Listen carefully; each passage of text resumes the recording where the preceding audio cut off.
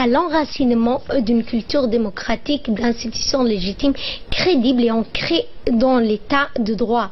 Condition d'une vie politique et sociale apaisée, les États membres se sont engagés à mettre en œuvre une coopération accrue des cadres juridiques et institutionnels et pertinents tels que la Convention des Nations Unies contre la criminalité a intensifié leurs efforts pour prévenir et combattre le trafic des migrants, éradiquer la traite d'êtres humains et lutter contre l'exploitation des personnes, en particulier les femmes et les enfants.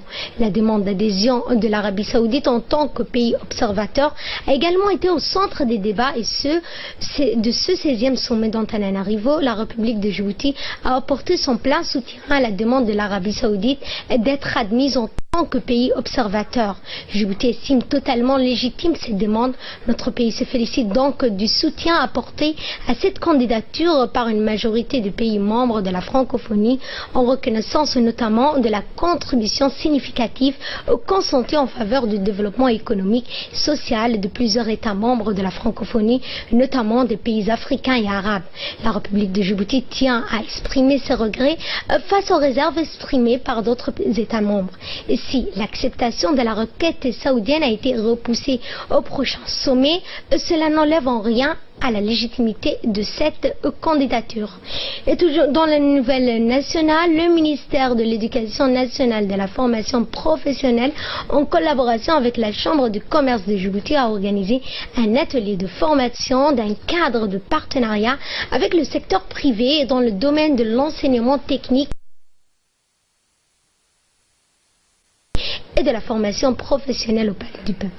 Le ministre de l'Éducation nationale, Moustapha Mohamed Mahmoud, nouvelle nationale, le ministère de l'Éducation nationale et de la formation professionnelle, en collaboration avec la Chambre de commerce de Djibouti, a organisé un atelier de formation d'un cadre de partenariat avec le secteur privé dans le domaine de l'enseignement technique et de la formation professionnelle au Palais du Peuple.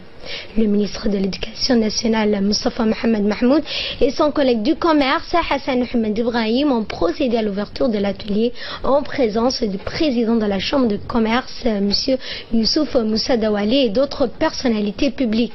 À noter que le MENFOP vise à créer un lien solide et renforcer la contribution des entreprises au développement du système national afin de garantir une meilleure adéquation, formation, emploi pour les jeunes.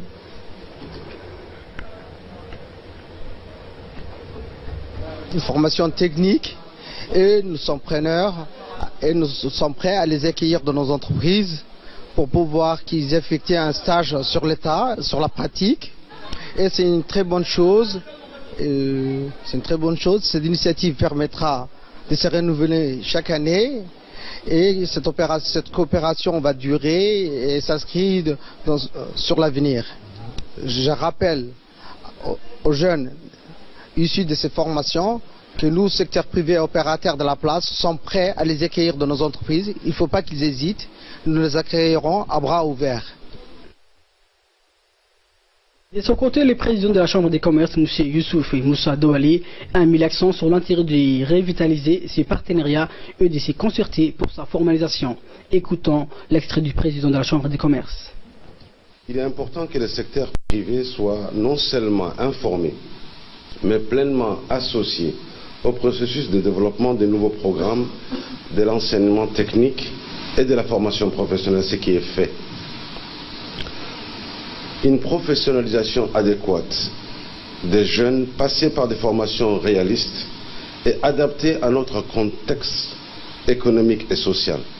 Ces partenariats qui prévoient également le placement des jeunes en entreprise, comme vous le savez, cette journée donc, à l'occasion de revitaliser ce partenariat et de concerter pour sa formalisation.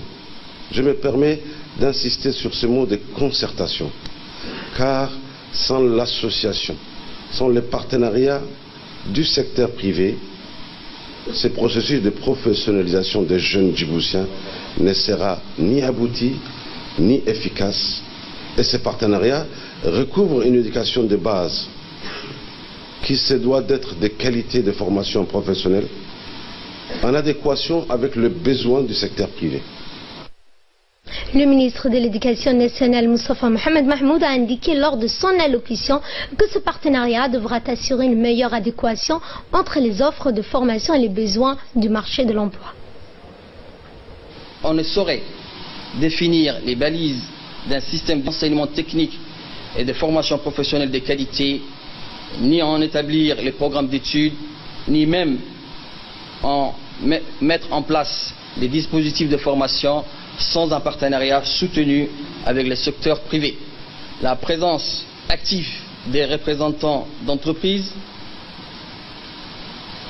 au sein des établissements et dans les organes de concertation qui sont constitués par mon département, tels que le Conseil national de l'enseignement technique et de la formation professionnelle, les commissions professionnelles consultatives, sera garante d'une meilleure adéquation entre les besoins du marché du travail et les formations proposées.